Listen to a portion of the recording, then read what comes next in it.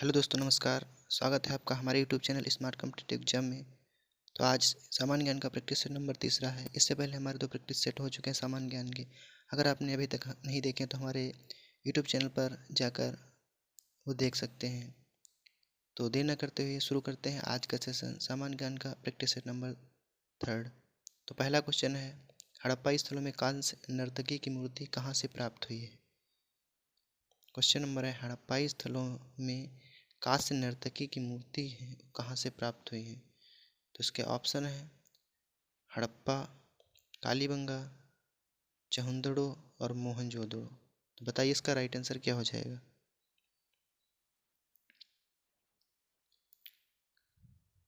तो इसका right answer हो जाएगा ऑप्शन नंबर डी, मोहनजोदड़ो।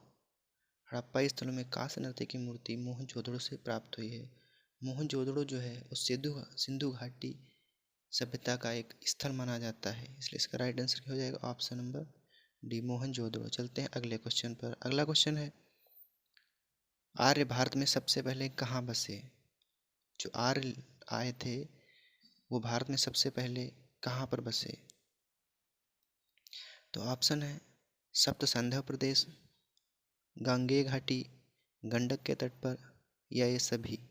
बताइए इसका राइट आंसर क्या हो जाएगा, जल्दी जल्दी कमेंट करिएगा। तो इसका राइट आंसर हो जाएगा सप्त सिंधु प्रदेश। सप्त सिंधु प्रदेश में सबसे पहले आर्य आए थे। चलिए चलते हैं अगले क्वेश्चन पर। अगला क्वेश्चन है, चौथे बौद्ध संगीत का आयोजन किसके शासन काल में हुआ था। चौथी जो बौद्ध संगीत थी उसका आयोजन किसके शासन काल में हुआ था। आपको बताना है क्वेश्चन नंबर 3 का आंसर क्या हो जाएगा। तो इसका राइट आंसर हो जाएगा option number A, Kanishka. Kanishka के काल में चौथे बौद्ध संगीत का आयोजन हुआ था। चलिए चलते हैं अगले क्वेश्चन पर। अगला क्वेश्चन है, 1857 ईस्वी के विद्रोह के समय भारत का गवर्नर जनरल कौन था। 1857 ईस्वी के विद्रोह के समय भारत का गवर्नर जनरल कौन था। तो इसका राइट आंसर हो जाएगा option number B, Lord Canning. Lord Canning जो है उस समय 1857 के विद्रोह से भारत का गवर्नर जनरल था। और इस विद्रोह के बाद 1858 ईस्वी में इसको भारत का प्रथम वायसराय बनाया गया था। भारत का प्रथम वायसराय बना दिया गया था। तो ये भी आप नोट डाउन कर लीजिएगा। चलिए चलते हैं अगले क्वेश्चन पर। अगला क्वेश्चन है, शाहनामा के रचनाकार हैं। ऑप्शन है अमीर खुसरो, फिरदौसी, अलबरूनी, अबुल फजल। बताइए इसका राइट आंसर क्या हो जाएगा। ऑप्शन नंबर क्वेश्चन नंबर 5 का राइट आंसर बताइएगा। तो इसका राइट आंसर हो जाएगा option number B, Firdausi. Firdausi बिल्कुल इसका सही आंसर हो जाएगा। चलिए चलते हैं अगले क्वेश्चन पर। अगला क्वेश्चन है, निम्नलिखित में से कौन सा हिंदुस्तानी संगीत शैली का हिस्सा नहीं है। ऑप्शन दिए गए हैं ध्रुपद, तिल्लाना, तराना और धमार। तो बताइए इसका राइट आंसर क्या हो जाएगा। हिंदुस्तानी संगीत शैली का हिस्सा कौन सा नहीं है। तो यहाँ पर देखेंगे ध्रुपद, तिल्लाना, धमार, ये तीनों हिंदुस्तानी संगीत शैली का हिस्सा थे। और ये तराना जो था ये हिंदुस्तानी शैली का हिस्सा नहीं था। इसका राइट आंसर क्या हो जाएगा, तराना। ऑप्शन नंबर सी बिल्कुल सही हो जाएगा। चलिए चलते हैं अगले क्वेश्चन पर। अगला क्वेश्चन है, पृथ्वी के सबसे निकट ग्रह है। पृथ्वी के सबसे निकट ग्रह है, बताइए इसका राइट आंसर क्या हो जाएगा। इसका राइट आंसर रहेगा ऑप्शन नंबर बी, शुक्र। चलिए चलते हैं अगले क्वेश्चन पर। अगला क्वेश्चन है, क्वेश्चन, खनिज तेल एवं कोयला किन चट्टानों में पाया जाता है। खनिज तेल एवं कोयला किन चट्टानों में पाया जाता है। तो इसका राइट आंसर बताइएगा। ऑप्शन दिए गए अवसादी, आग्नेय, कायांतरित चट्टानें या इन सभी में। तो इसका राइट आंसर हो जाएगा आपका ऑप्शन नंबर ए, अवसादी चट्टानें। अवसादी चट्टानें बिल्कुल सही आंसर हो जाएगा। चलिए चलते हैं अगले क्वेश्चन पर। Question number 9। क्वेश्चन नंबर 9 है, दिन और रात कहाँ बराबर होते हैं। दिन और रात कहाँ पर बराबर होते हैं। कर्क रेखा पर बराबर होते हैं, मकर रेखा पर, विषुवत रेखा पर, या ध्रुवों पर। तो बताइए इसका राइट आंसर क्या हो जाएगा। इसका राइट आंसर रहेगा विषुवत रेखा पर। विषुवत रेखा पर दिन और रात बराबर होते हैं। चलिए चलते हैं अगले क्वेश्चन पर। अगला क्वेश्चन है क्वेश्चन नंबर 10। हीराकुंड बांध किस नदी पर बनाया गया है। हीराकुंड बांध जो है वो किस नदी पर बनाया गया है, आपको बताना इसका राइट आंसर क्या हो जाएगा। ऑप्शन दिए गए साबरमती, गोदावरी, महानदी और कृष्णा। बताइए इसका राइट आंसर क्या हो जाएगा। क्वेश्चन नंबर 10 का राइट आंसर बताइएगा क्या हो जाएगा। इसका राइट आंसर हो जाएगा option number C, Mahanadi. Mahanadi, Hirakud बांध जो है वो महानदी पर बनाया गया है। चलिए चलते हैं अगले क्वेश्चन पर। अगला क्वेश्चन है संविधान सभा ने राष्ट्रीय गान को कब स्वीकार किया। संविधान सभा ने राष्ट्रीय गान को कब स्वीकार किया। ऑप्शन देंगे 24 जनवरी 1950, 26 जनवरी 1950, 15 अगस्त 1947, 22 जुलाई 1950। तो आपको बताया संविधान सभा ने राष्ट्रीय गान को कब स्वीकार किया।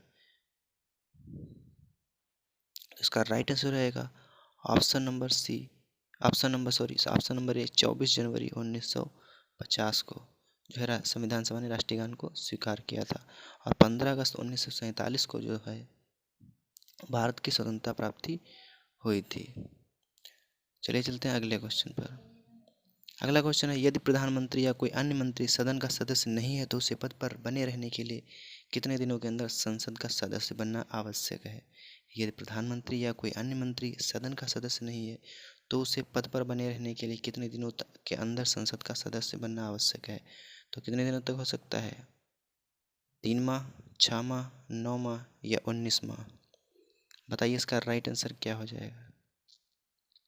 इसका राइट आंसर हो जाएगा ऑप्शन नंबर बी, 6 माह तक बना रह सकता है। चलिए चलते हैं अगले क्वेश्चन पर। अगला क्वेश्चन है राज्य की कार्यपालिका का प्रमुख कौन होता है। राज्य की कार्यपालिका का प्रमुख कौन होता है। मुख्यमंत्री, राज्यपाल, विधानसभा अध्यक्ष या इनमें से कोई नहीं। तो इसका राइट आंसर हो जाएगा ऑप्शन नंबर बी, राज्यपाल। राज्यपाल जो है राज्य की कार्यपालिका का प्रमुख होता है, जबकि वास्तविक प्रधान जो है वो मुख्यमंत्री होता है। ठीक है, तो चलिए चलते हैं अगले क्वेश्चन पर। अगला क्वेश्चन है सरकारीय आयोग का संबंध है। सरकारीय आयोग का संबंध है केंद्र राज्य संबंधों से, नदी पानी बंटवारे से, सूचना के अधिकार से, लाभ के पद संबंधी विवाद से। तो इसका राइट आंसर क्या हो जाएगा बताइए। इसका राइट आंसर हो जाएगा ऑप्शन नंबर ए, केंद्र राज्य संबंधों से। चलिए चलते हैं अगले क्वेश्चन पर। अगला क्वेश्चन है द्वितीय पंचवर्षीय योजना में किस क्षेत्र के विकास पर सर्वाधिक बल दिया गया था। द्वितीय पंचवर्षीय योजना में किस क्षेत्र के विकास पर सर्वाधिक बल दिया गया था। तो इसका राइट आंसर क्या हो जाएगा बताइए। ऑप्शन दिए गए कृषि, परिवहन, उद्योग या गरीबी हटाओ। तो इसका राइट आंसर हो जाएगा ऑप्शन नंबर ए, कृषि। चलिए चलते हैं अगले क्वेश्चन पर। अगला क्वेश्चन है जीएसटी परिषद का उपाध्यक्ष कौन होता है।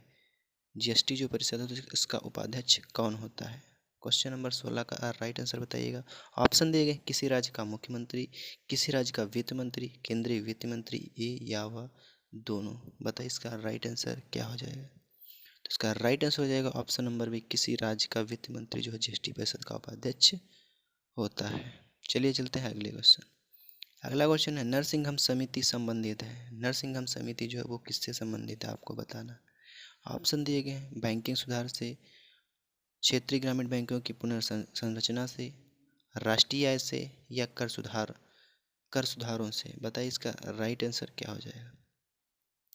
इसका राइट आंसर रहेगा बैंकिंग सुधार से। नरसिंघम समिति जो है वो बैंकिंग सुधार से संबंधित है। चलिए चलते हैं अगले क्वेश्चन पर। अगला क्वेश्चन है केंद्र सरकार के बजट के चालू खाते में व्यय की सबसे बड़ी मद है। केंद्र सरकार के बजट के चालू खाते में व्यय की सबसे बड़ी मद है। रक्षा व्यय, किसानों की सब्सिडी, सामाजिक सेवाओं पर व्यय या ब्याज भुगतान। तो इसका राइट आंसर हो जाएगा ऑप्शन नंबर डी, ब्याज भुगतान। चलिए चलते हैं अगले क्वेश्चन पर। अगला क्वेश्चन है क्वेश्चन नंबर 19 है उत्तर प्रदेश में किस वर्ष राजस्व परिषद की स्थापना की गई। उत्तर प्रदेश में किस वर्ष राजस्व परिषद की स्थापना की गई। बताइए इसका राइट आंसर क्या हो जाएगा। 1887, 1856, 1828 या 1831। तो इसका राइट आंसर हो जाएगा ऑप्शन नंबर डी, वर्ष 1831 में। चलिए चलते हैं अगले क्वेश्चन पर। अगला क्वेश्चन है अनुप्रस्थ तरंगे किस माध्यम में उत्पन्न की जा सकती हैं?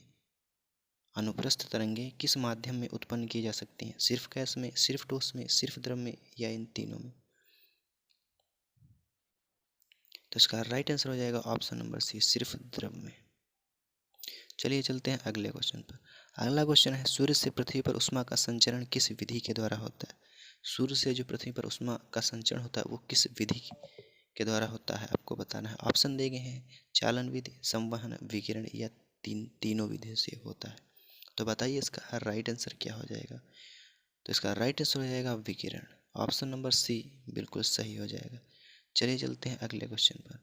अगला क्वेश्चन है निम्न में से कौन सा युग्म सुमेलित नहीं है? एक तरफ विटामिन दिए हैं, उनके रासायनिक नाम दिए गए, तो इनमें से सभी सुमेलित होंगे, तो एक जो नहीं सुमेलित है उसको आपको बताना है। तो बताइए इसका राइट आंसर क्या हो जाएगा? Vitamin A retinol, vitamin C ascorbic अम्ल, vitamin B thiamine, vitamin K tocopherol.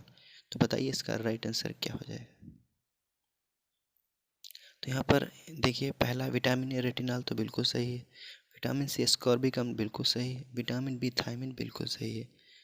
तो यहाँ पर विटामिन के जो है वो टोकोफेरॉल नहीं, विटामिन जो ई होता है वो होता है टोकोफेरॉल।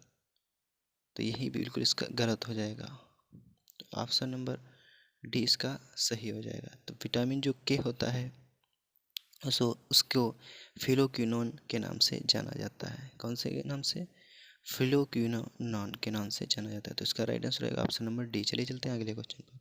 अगला क्वेश्चन है लॉन्ग वॉक टू फ्रीडम निम्न से किसकी कृति है? लॉन्ग वॉक टू फ्रीडम निम्न में से किसकी कृति है?